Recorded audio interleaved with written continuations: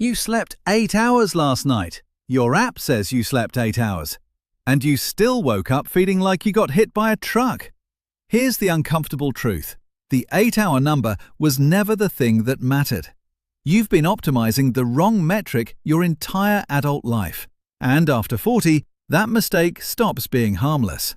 Today, I'm breaking down the 5 sleep mistakes nobody corrects, and the one stage of sleep that's quietly disappearing from your nights without you ever noticing it's gone.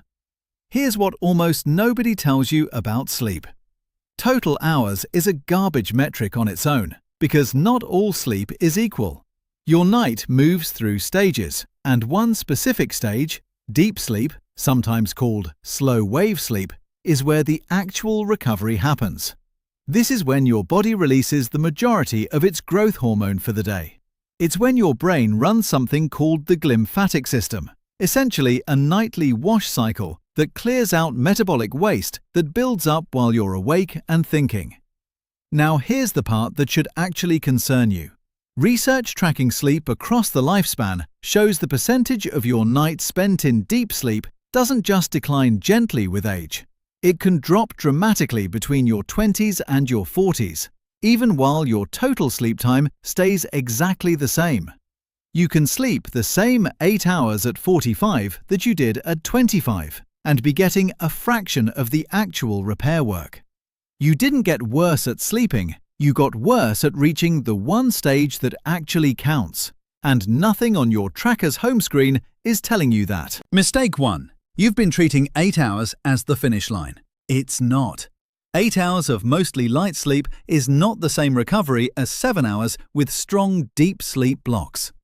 If you're only looking at your total sleep number or your app's generic sleep score, you're tracking the wrong thing entirely. The fix. If your tracker breaks down sleep stages, that's the number to actually watch. Your deep sleep minutes, not your total hours.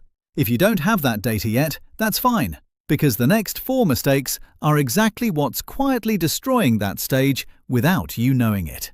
Mistake 2, and this one's sneaky. That 2 o'clock coffee you had to push through the afternoon slump. Caffeine has a half-life of roughly 5 to 6 hours. That means if you drink coffee at 2, by 8 o'clock, a meaningful chunk of it is still active in your system. You fall asleep just fine. You don't feel wired, but your brain never fully drops into deep sleep because part of it is still chemically alert. And you never connect the dots because the caffeine feels like it wore off hours ago. The fix isn't no coffee after lunch. That's a guess, not a rule. The fix is working backward from your actual bedtime. If you're in bed by 10, your last coffee needs to be finished by early afternoon at the latest, not whenever your energy happens to dip. Mistake 3. The glass of wine or the nightcap you use to relax before bed. Here's the trap. Alcohol does help you fall asleep faster, that part's true, but it comes at a direct cost. Alcohol suppresses both REM sleep and deep sleep, and it fragments the second half of your night, waking you up repeatedly in ways you often don't even remember. You think you slept through the night. Your brain knows you didn't. You're not using alcohol as a sleep aid. You're trading fast sleep onset for a worse night overall. A straight trade of the exact stage you actually need. The fix isn't necessarily cutting it out completely. It's recognizing it for what it actually is. A sleep debt loan, not a sleep aid. And pricing it accordingly. Mistake 4. Your bedroom is too warm, and so is your last hour before bed. And nobody ever explained why that matters.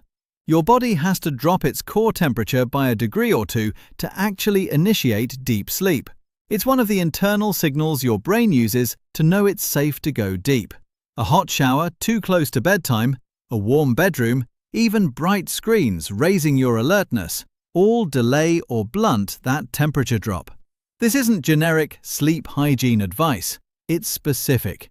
If you're going to shower before bed, do it at least 90 minutes before you sleep, not right before. The temperature rebound afterward actually helps the drop, but only if you give it time. And keep the room cooler than feels cozy. Cozy and recoverable are not the same thing. And mistake 5. The one nobody corrects because everyone assumes it's just part of getting older. Waking up at 2 or 3 in the morning to use the bathroom. Most people shrug it off as an inevitable age thing and stop investigating any further. But here's what's actually happening.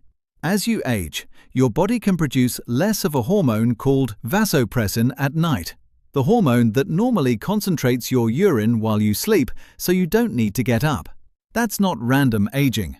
That's a specific, identifiable shift, which means it's not something you just have to accept without adjusting for it. The fix is timing, not deprivation.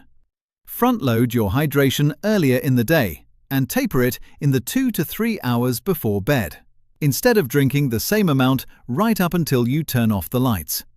You're not cutting anything out. You're just stealing back the deep sleep that a 3 a.m. bathroom trip has been quietly taking from you. Here's the part that ties all 5 of these together.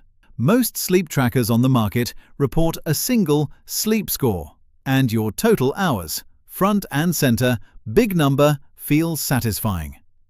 Very few surface your actual deep sleep percentage anywhere prominent, which means most people obsessing over their sleep score every morning are optimizing a number that was never the one that mattered. You could hit a 90 sleep score for a year and still be shortchanging the one stage responsible for your actual recovery. So if you came into this video thinking you already had sleep figured out because your app gives you high marks every morning, that's exactly the trap. The number was never lying to be cruel. It was just measuring the wrong thing the whole time. Fix these 5 and you'll start recovering on the same 8 hours you were already getting. But how do you know what a normal deep sleep percentage actually looks like for your specific age? That's exactly what I'm breaking down next.